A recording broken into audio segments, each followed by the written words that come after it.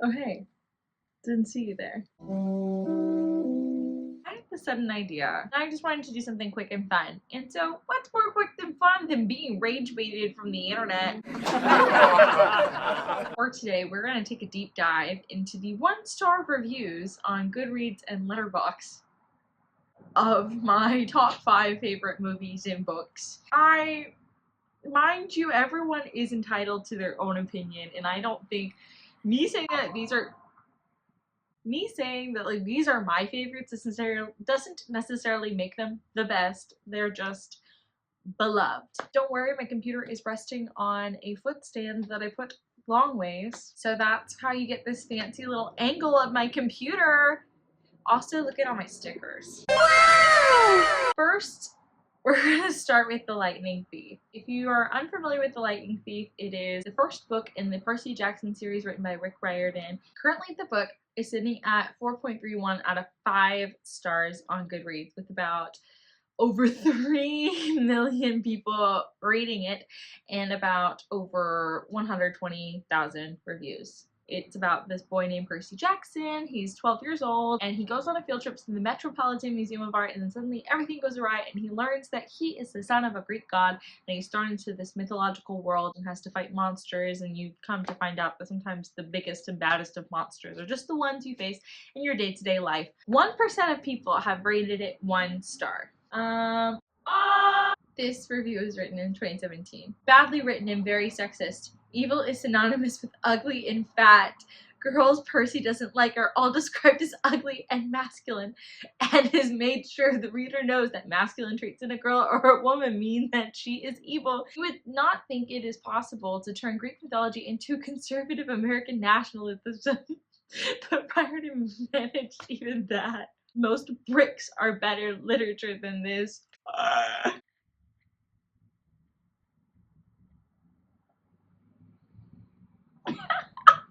The portrayals of how he talks about women, I'm honestly not too upset about, because it's from the perspective of a middle school boy. Middle school boys are crazy. What I do think is something is the nationalism, because I forgot how much in those early books Rick talks about how America is the new center of Western civilization and how we can't let Olympus fall because then it's the fall of Western civilization, which I think is kind of crazy in the modern political lens. Whoa, I read about 50 pages in. Not one character was likable to me, but I was willing to continue until literally this. Riordan went on his imperialist gloss about Western civilization being the most important in history. He seriously offended my post-colonial sensibilities. Couldn't continue with no characters to like, and the author spewing his personal idiocy. But to be fair, it's something in the beginning part of the book and isn't really harped on a whole lot, and then by the time you're in book 3, you're too busy being in Percy's feelings to really care about Western civilization. Oh, there's that. Oh, so many of these are long. This is a long review. Let's see. If I were to add this book at the top of any list, it'd be on a list titled Weird, Random, and Stupid. Don't start jumping to conclusions that I don't know my Greek mythology. I do. And I actually thought this book was going to be awesome. First off, in my experience, any book with the word thief on the cover must be good. That's good. So A Lightning Thief sounded very promising. Second, I decided I would not jump to conclusions on books before I've read them. I was given 2 days by the librarian to finish it, which is probably the only reason I did finish it so quickly. It wasn't exactly in the time of my life while reading it. I don't like books that are too easy to read. Well, there you go. Babe, then you just didn't pick up the right book for you. This was just a middle grade book. You needed, like, what's his name?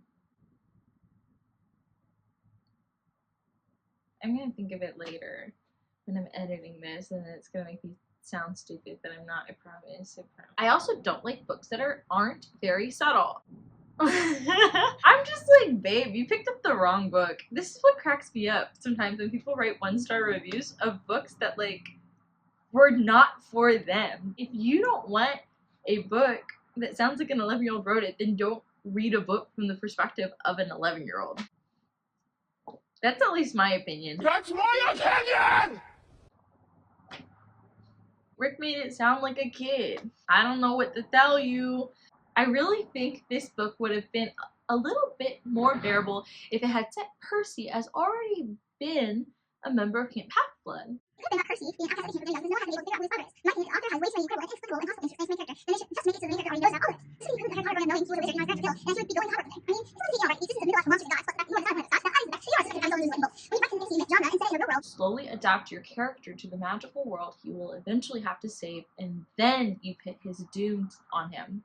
I understand where this person is coming from, but I think it's just because they enjoy a different type of book. The other thing that made it extremely hard to like this book was that there were monsters at every single place Percy's trio stopped by. These were random parts of the book. How is it that as soon as Percy and his friends get out of one tight spot, they immediately end up in another? I'm surprised Percy hadn't died earlier on in his childhood, along with half the population in Los Angeles. It's okay. I just feel bad. So bad that this person didn't find the book they liked. But they liked Grover, Annabeth, and Percy. Probably only really good for an audience of 10-year-old boys.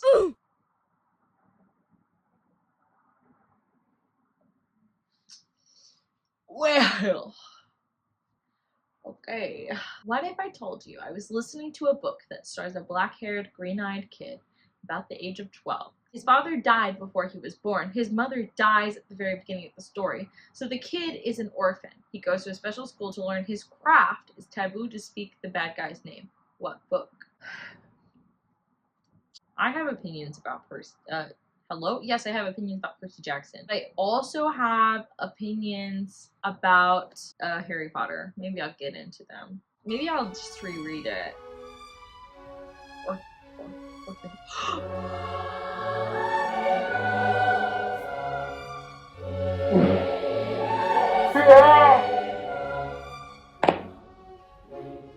hurt you? Oh my god. Okay, I'm gonna read one more. This is so fun. Should I read 1-star reviews of the whole Percy Jackson series?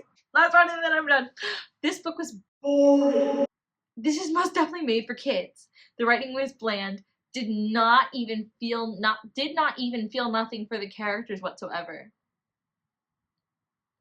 This middle grade is loved by everybody, but sadly it wasn't for me. That's fair, queen. Okay, I'm moving on. Let's look at 1-star reviews of The Dead Romantics by Ashley Poston. It's sitting at a 3.9 out of 5 stars on GoodReads and has over 200,000 ratings and over 44,000 reviews.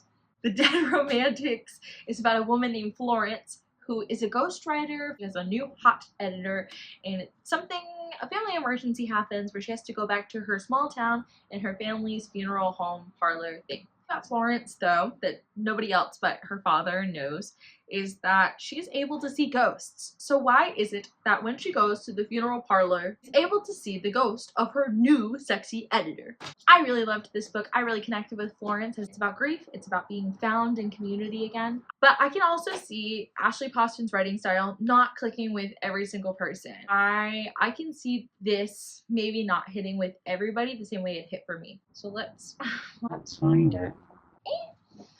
Sorry, I'm grabbing my beverage. I don't know where to put my cup. I just wanted it. This is just the first one that popped up. Oh no, I really did not like this book, which is an absolute bummer because the general overarching concept is such chef's kiss. But wow, did that execution fail? I wanted more BBC Ghosts vibe and instead got a slog. Your only introduction to literature been bad fanfiction and hearing Rory talk about literature on Gilmore Girls. While writing this, what? Again, I'm finding that a lot of these 1-star reviews are just someone just said should have stayed dead. I'm finding that a lot of these are coming from a place of not going into it with the right expectation of a novel, which I get too. Sometimes if I'm not going into a book with the right headspace, I'll just DNF it and then maybe try again now that I have a better understanding of what the book is. And then if I still am not interested, then I'm not interested, and I really don't think much about the book. Okay, Abby. Oh. I made an account just to review this book. I was so disappointed by this and cannot believe all the good reviews on it. I almost DNF'd 80 times because of the millennial Wattpad comment sentence in this. The term doggo was used unironically. It was, yeah. I appreciate a Mulan reference as much as the next person, but in a published, edited book, it was just so cringe and odd. I forgot how much millennial cringe is in the book. See, this is the stuff that I expected people to write. Those examples all happened within pages of each other. There's also a level of detail in the main character, like her messy bun, red Converse, mom jeans, triple shot soy chai latte.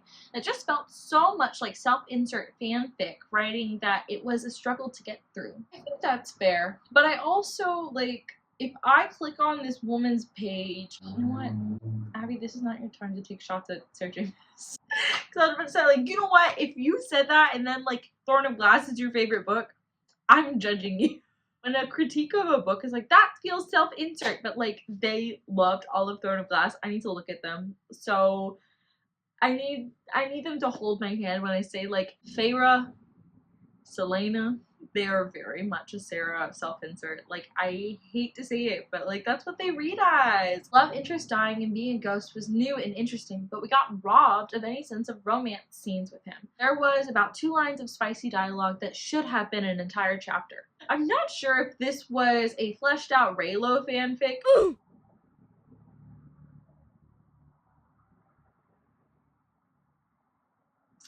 Don't. See, oh, really recommend skipping this one. I forgot to read that last line. Boop.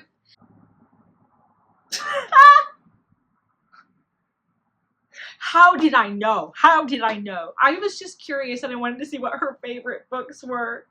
I knew it. I knew it. You can't say anything now, girl. You have missed. I released a breath I didn't know I was holding on your shelf. But everyone's entitled to their opinion. I understand the millennial cringe. I own it. I own it. I love cringe content. I agree with that. I can recognize that in The Dead Romantics. I can recognize that there's aspects of Ashley Poston as the person that are definitely reflected in Florence, the main character. I also saw myself in Florence, and so I didn't see her as like an Ashley self-insert as much as like a connection for me. But I do see like the Ben Adam Driver connections. I think it's stronger in The Love Hypothesis, which is a book I dislike more than The Dead Romantics.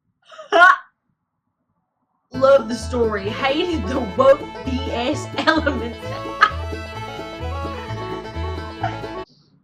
Love the story, hated the woke BS elements that added nothing to the story, but rather detracted from it. Won't be reading this author ever again. Woke BS elements. In my humble opinion, save reviews for if you finished the whole book. There's some elements of a book that will not make sense or hard to get through because you don't know the whole story. But I do think of any book should have any tie that you connect to and latch onto, so even when you don't understand and you don't really know why you keep reading, you still are. If that makes sense. Whoa! DNF. If the author hadn't stolen so many ideas, character traits, movie quotes, etc. from other stories and made it unique, this could have been good. The lack of any original details overall is what killed it for me. I mean, who steals a line from one of the most quotable movies of all time, The Princess Bride, and thinks no one will notice? Does Bestie know what a reference is? I'm scared that Bestie doesn't know what a reference is. I don't think Ashley Foster was expecting anyone to be like, yep, that's a line of my own, and definitely not from The Princess Bride. I read this in one day, but that should not be taken as an endorsement. What does that mean? I sit here and I'm like, I devoured that puppy in a day. You go read it. Okay, next we're going to The Giver, sitting at 4.12 out of 5 stars. It has over 2 million ratings and then over 80,000 reviews. This is a book I read in 8th grade and I still reflect on it. We follow Jonas, who's just turned 12 or 13, which means that in the community now you get a job, and he's been selected to be the receiver of memory, and he goes to the giver of memories and is being fed all of the history of humanity. It is definitely one of the core dystopian reads, and I still find aspects of it to be disturbing and heart-wrenching when I reflect on it. I just think it's important, guys. Ha! I don't know why this cracked me up. Dang, I kind of don't care. I think I've gotten too old to read books about 12-year-olds doing crazy impressive things. It just doesn't make as much sense to me. You can pay me to care. JK, $5 is $5. Plus, I don't think I like dystopian. Anyways, a solid 1 star. That cracks me up. You don't even like dystopian, brother. Did you see what book you picked up? You own the book too. So like, what are you doing? Whoa! Okay, this is probably the worst book in the universe. The Giver has absolutely the worst ending of the century. Who the heck wrote this book? Lois Lowry. She wrote it. I'm very disappointed in how there was no action in the whole book. This book creeps me out because of the fact everyone is controlled by weirdo rules. The Giver maybe got good reviews, but if you want a good book, save your popcorn because eeks! Eeks! Gabriel also gives me creeps due to the fact he is invincible. I got bored reading the first couple of words. Even the title is what the heck? I am telling you, save your money and time for something else that doesn't include creepy Muppet resembling characters in black and white.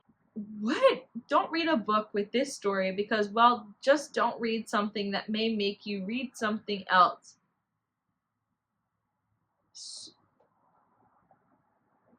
The ending of The Giver is quite iconic in my opinion, and this reviewer is indicating that it is bad. I'm trying my best not to spoil exactly what happens, but it is not a resolved ending. But I think for what the story is and what it was communicating, it absolutely makes sense. And The Giver is a part of a quartet as well. So there's that. This is a more recent review. We had to read this for my English class and I hated it. It was so boring. I didn't like any of the characters. I wasn't invested in the story at all. And just overall, this was not very good. I also feel like there was no plot. Like the majority of the book was Jonas getting memories and just going about his life. That isn't interesting. That isn't fun to read about. And they put as plot, it's like, I honestly feel like I can't put anything about the plot because I couldn't find one. Characters, Jonas, he was so boring. He was so boring. I literally could not care less about him or what happened to him. Gabe, the only tolerable character in this book. Valid. Do I think he's the only tolerable character? No. But do I think Gabe is kind of like the GOAT? Absolutely. Gabe is the GOAT. I don't know. Okay. What the Seriously, what is the deal with this book? I see it has a lot of high ratings, and honestly, I don't see why. There's a lot of metaphor and subtext, but all for no purpose. I really don't care about the characters because it moved too fast to get into any of them. There was so much that could have been explored. A whole year passed during his time as the receiver of memory, but from the glimpses we see, it seemed like less than a week. The book is really short, and I think because of the nature of the world that Lois Lowry made, it makes it hard to expand the book because I do think the book exists more as like a thought piece than it really does a character study. That's why I think The Giver is more, I think, should be clumped in with the 1984s of dystopia instead of like the YA of dystopia, even though The Giver is young adult fiction. We're thinking of The Hunger Games, we're thinking of Divergent, even The Maze Runner people think about, even though it's technically not dystopian. But a lot of people think about those types of scenarios, which are very action-packed. They're centered on rebellion, they're centered on revolution. Versus The Giver isn't really a story about revolution, it's a story about education and the importance of education. So I think it's valid to compare it to 1984. I think it's fair.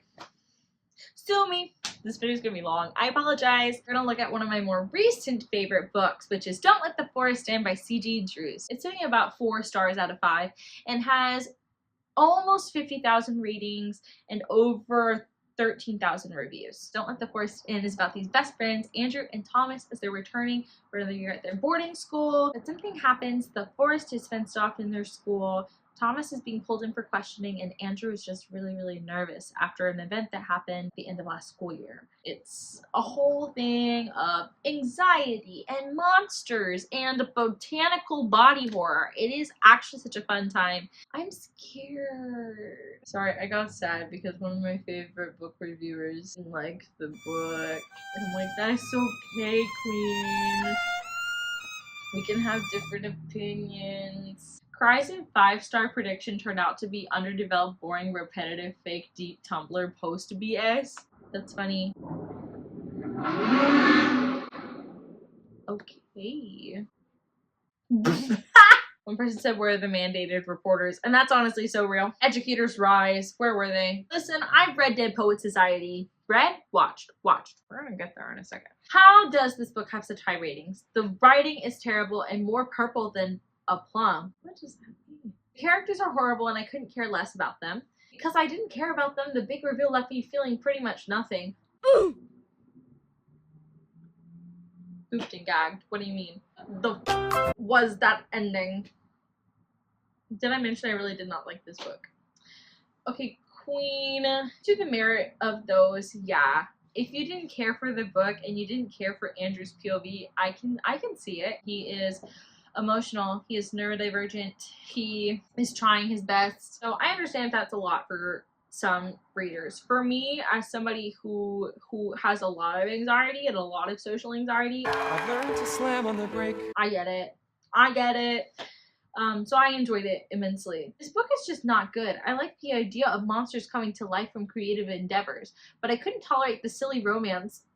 It was back and forth like middle schoolers bantering. Did I miss the point of this book? I prefer more time in the woods with the monsters. I don't take anything personally, except that. Okay, listen, you're entitled to your opinion. Again, I understand if it's not for everyone because it's also written from not only just an incredibly anxious perspective, but the anxious perspective of someone who's figuring out what their identity is. Andrew loves his best friend. He loves his best friend, but he doesn't know what that looks like because he wants to just hold him. He wants to be around him all the time, but he doesn't really want to kiss him. He doesn't know what he wants. He doesn't know what that means. And if something is broken with him, I'm okay with the romance being a little silly because I think that's real.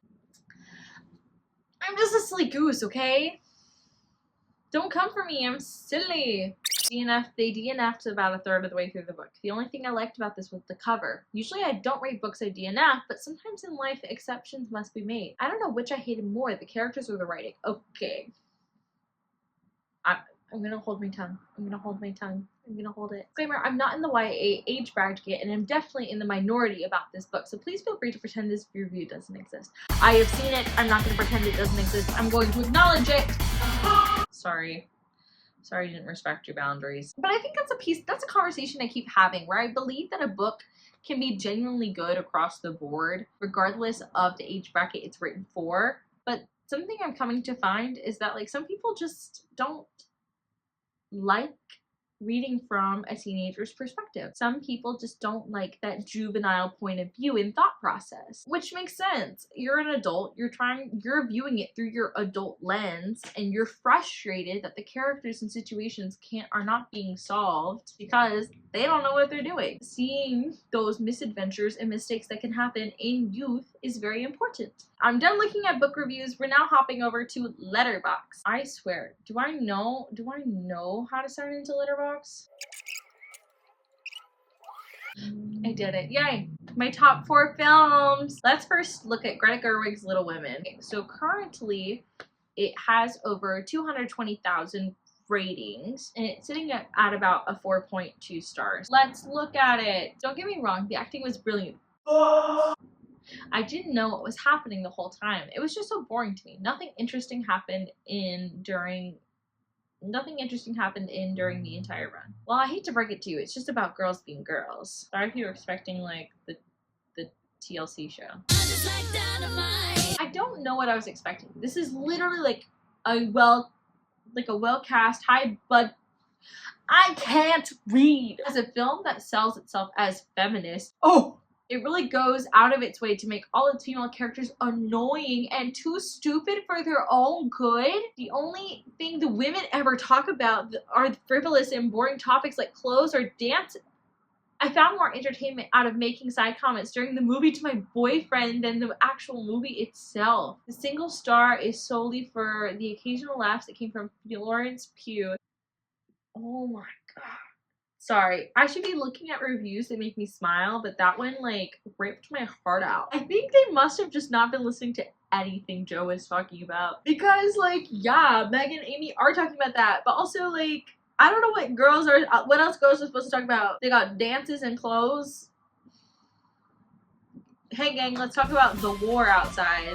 How's that going, gang? Like, wait. Even still, girls talk about clothes and dancing. Because what else are we supposed to talk about? Hey, you want to talk about the war outside? I don't ever write reviews, but I hated this film so much that I feel like I had to at least say a little something. Most of the characters were awful. I was bored out of my mind. And the sole purpose of the plot was to slowly march poor Beth to her demise. And I really didn't feel sorry for her because her death granted her more from this awful movie. If you insist on seeing this, please don't drag your children to it. They probably won't spring for a nice nursing home for you in your twilight years when they remember that you dragged them to this chore of a movie. This okay, there's something about it that's not really inherently wrong, which I do think the book is, spoilers for Little Women, this book is over 100 years old, so sorry. The book in the story is very much leading up to the point of Beth's death, and because I think Beth's death acts as a moment of awakening for Jo, because Jo keeps talking of grandiose things, like in the previous review where it's like the author is convincing us by saying women are meant for more that we'll believe women are meant for more. But the thing is, they're saying it because that's one of Jo's faults. Jo keeps saying it, but what is she actually doing? I also recently played Beth in a musical production of Little Women. Yes, we're all brought to where the shops are sweet. We will have no regrets, all in Massachusetts. So I've always had a strong connection to Beth as the character, and after doing this show, I also got to sit down and get to be like, yeah, Beth really is one of the major characters. And I think there's a lot of focus on Jo, because I think Jo is the main character. There's a focus on Marmee, there's a focus on Amy, and I think it's recently now I've seen people talk about Meg, which I appreciate. But people need to talk about Beth. I don't think there's anything wrong with saying that the story is marching towards her death, because yes, you're absolutely right. Beth dies. Jo does not have a person who depends on her anymore. Now Jo has to live and choose for herself. And that's like the moment. A moment. The moment. It's not the moment, it's a moment. Okay, I'm done. I realized I never gave a synopsis for Little Women earlier. I hope you knew what that was about. Alright, next, Moulin Rouge. Currently it's sitting at a 3.8 out of 5 stars with almost 30,000 reviews. Moulin Rouge is about a young poet named Christian as he goes to France and he gets swept up into the magic and lure of the Moulin Rouge, and he is captivated by the sparkling diamond satine. But it's also like a weird jukebox musical as well. What I'm expecting to see is people not really connect with how much of an acid trip it is. It is definitely all over the place. Looking at the 1 stars. Oh, interesting. There's a lot of hate for this, and I can see why. Some of the tunes are okay, but there is a cross of ridiculous and deadly serious, and the whole film just does not know what it is trying to achieve, and the whole thing just gets lost. Not worth watching. Would have been better if it was trimmed down and went serious or silly and stuck with it. I like that it goes between the two. I enjoy it because I think it's a very human thing. We know how to cope with the serious with being silly and humorous. But I like that it's crazy. It's so crazy. And then it gets so serious. Ah! Let me hold your hand. It's gonna be okay. That's good, that's good. Okay, my second time around with this big empty spectacle. Dare I say, it's just too gay for my tastes. Or do I just complain about the pop music dialogue and annoying rapid fire editing? Yeah, it is a fever dream, but to call it empty, I think there are moments that are meant to feel empty because they're not following Bohemian ideals, because I think it's meant to be in contrast to what Christian's art brings in the art of Bohemians. I'm thinking of like the opening sequence. It's like, it's overwhelming. There's not a lot of like genuine heart to it. It's pure spectacle. But the world then shrinks down and focuses once Nicole Kidman is on screen. It does powerful storytelling to like how, in spite of the crazy Satine, everyone is drawn to her. She's the diamond. And then when you're seeing Christian's art and play, how it's not flashy spectacle. Yes, it is colorful and loud still. It's just his art in the world. Thank you. Hated this previously, gave it another try. It's still terrible.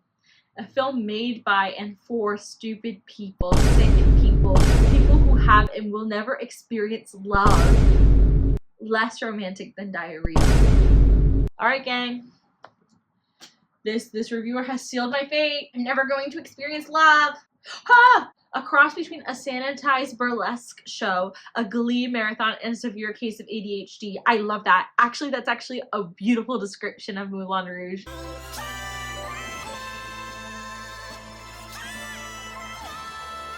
I love how it's supposed to be like a negative thing, but low-key, that sounds like a great time, and yeah, that's Moulin Rouge. Ultimate sin this movie conjures up is it tries to provide a visual to repurpose the lyrics from famous songs. This is the same problem I had with Across the Universe. So then, okay. It's not like when a movie uses a song to enhance a mood or a tone. The film tried to create the mood with sourced music. It is a barrier that I cannot break through. If I were giving stars for visualization of concept to screen alone, this would be a 5-star film. But the reality is that this confetti cannon of a movie gave me a headache. I really couldn't wait for it to be over. Also, the lead characters' names are Christian and Satine. Satan. Get it? Ugh. I'm gonna move on. The next movie is Dead Poets Society. It currently sits at a 4.3 with over 400,000 reviews. I love the Dead Poets Society. It is about an all-boys boarding school. Their new English teacher comes in, played by Robin Williams, who really just inspires them to seize the moment and seize their youth. I don't imagine this movie has a lot of poor reviews, but I am really curious to see what people's qualms are with it, because I can see them being like, it's boring. It's probably the same people who don't care for the Raven Boys. They probably don't like the vibe. The end is the best bit. The only thing good about this movie was the acting. Every single bit of the movie dragged. I watched it because I heard it was the best movie people have ever seen, and it was so sad. This movie was genuinely a waste of 2 hours of my life, and no one can convince me that this movie is good. Carpe diem, seize the day. Yeah, how about we make this teenager seize the opportunity?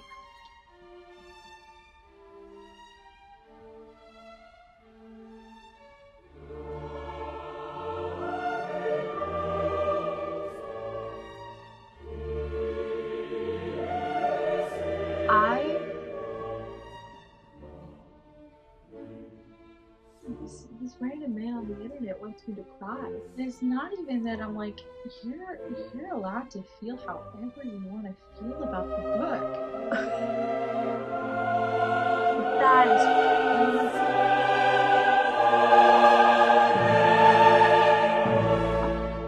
Oh, sorry, Cameron. Okay, I get the piece about the kids not learning anything and being like, seize the day, that is all you learn. Okay, but that last point is actually wild. And I'm also shocked that he didn't mark that as a spoiler. I'm also, it is not a good movie. I'm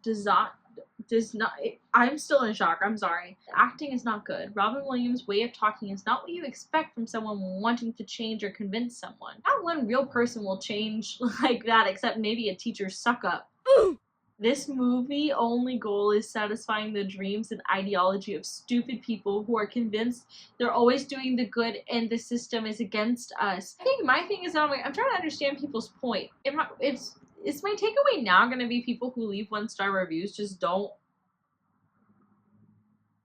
understand?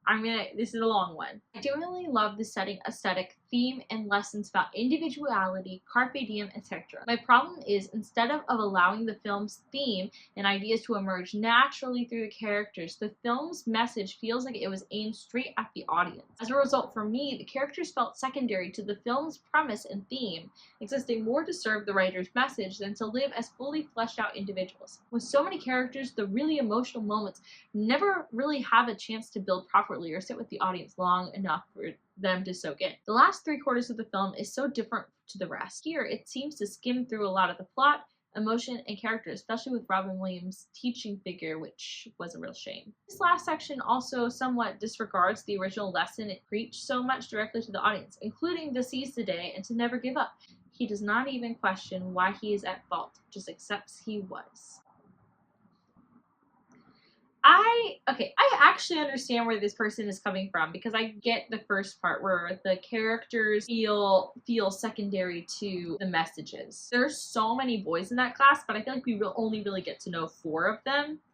And the thing is, you see more than 4 of them throughout the film, but I can only, like, there's the actor, there's the guy who likes the girl, there's Ethan Hawke, and then there's the other guy who has the saxophone, and those are the only students I know. So I think that's really fair in a movie that is about how this class comes together and tries to take on the lessons of their teacher. But I don't think it makes the emotional moments less to say that, like, he just accepts it. I'm like, as somebody who sees the system, it's like, it's hard to fight when people just get in their heads and when, like, stuff like this is happening, especially when a case where he may not be able to fight. He might love his students, but part of being a teacher is, like, you'll be a teacher to lots of kids in your lifetime. Sorry, that first review that I read is still taking it out of me. Oh my god. People don't understand mental health. Okay, I'm moving on to our last movie and then we're done. We're done here. This has been on record my favorite movie is Howl's Moving Castle. My letterbox says I've watched it 8 times. So that's really fun. That's interesting that, like, of these films, Moulin Rouge, I think, had the lowest of them all, because I honestly would have expected Howl's Moving Castle to be lower than Moulin Rouge. Oh, I forgot to tell you. It's sitting at 4.4 stars and has about 150,000 reviews. Howl's Moving Castle is about a young woman named Sophie who runs her dad's hat shop, and then around is the mystical wizard Howl, where it's supposed to be like, careful, Sophie, he'll eat your heart. And Sophie's like, he only does that to beautiful girls, so I'm safe. But the thing is, there's a witch nearby who's jealous. So she curses Sophie to be an old woman. So now Sophie, as an old woman, is traversing the landscape trying to find a way to reverse the curse, even though she can't tell anyone she has been cursed. I love this movie. It is so magical. It is so lovely. It's found family. However, I understand the plot. The first time I watched the movie, I loved it, but the plot did not make sense to me. A lot of things did not make sense to me until, like, the second or third time I watched it. And then once it clicked in for me, I'm like, I'm there. I get what's happening now. So let's get into it. The first review I see. I did not like this movie. First of all, the plot line was all over the place with the curse and Howl and the witch and the war and everything, and her looking younger and older, I don't even know. So did not like the plot very much. Plus, anime style is the worst, and so that made the ranking even lower. Will not be rewatching ever. Why'd you watch a Studio Ghibli film if you don't like anime style? I hate to break it to you, but if we're classifying anime as, like, Japanese animation, Howl's Moving Castle is anime. It is difficult, painful even, to character for... Don't look at me. Don't! Close your eyes! It is difficult, painful even, to character... Don't judge. It is difficult, painful even, to characterize, even to remember. A picture of such asphyxiating vapidity and putrid self-satisfaction. Jesus Christ. SAT queen, okay. Waffling is the word here. I dare anyone to summarize its plot. I'm gonna skip this sentence, but I don't know how to read that word. To anticipate the need to recall information. An insult to animation, an insult to art, to thought, to perception, to knowledge, a disgusting abuse of technique, an offensive mockery of style, a thoroughly lifeless, witless, pointless, gutless arrangement of trash spectacle, a gesture of violence at taste itself, which would not nearly succeed as camp. Ah! I hope to never see anything like this again. I fear its consequences. I wish to forget this happened to me. Okay, girl, I am scared and respect your use of vocabulary. I will also say to call it an insult to animation and art is insane to me. What I know of when I show people the film, I went through an era in college where I just, like, sat all my friends down and was like, we're watching this movie. To call it an insult to art and animation when most of my friends' qualms were with the story is insane to me. Dog, who hurt you? I just glanced and someone's just mad that his girlfriend likes this movie. So what I'm hearing is insecure. Oh, who's in that? Not me. Oh, okay.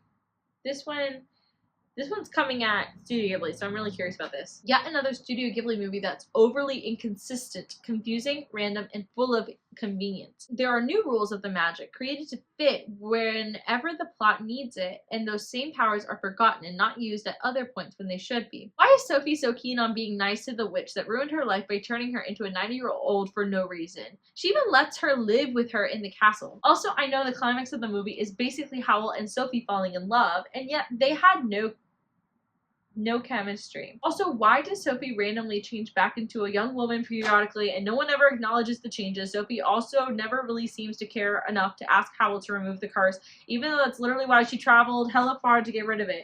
These are the moments I have to remind myself that like it took me several times to watch the movie to understand some aspects, because they do acknowledge that she can't say anything about the curse. That's why she can't ask Howell to remove the curse, because one part of the curse is that she can't tell anyone that she's cursed. Howell's just a powerful wizard, so he knows she's cursed. But I think they say in the movie, and I could be lying, that the powerful curse can only be undone by the person who cast it. This whole like true love's kiss thing that's happening, they never specify that it's romantic. We just hear true love's kiss in media and we're like, must be romantic. Wedding bells, ding-a-ling-a-ling. Now, true love can be platonic. True love can be familial. And that's what happens in this movie. They make a little found family. So, I think it's fine. Even with the magic and all that, it feels like a very personal story about a woman's self-esteem.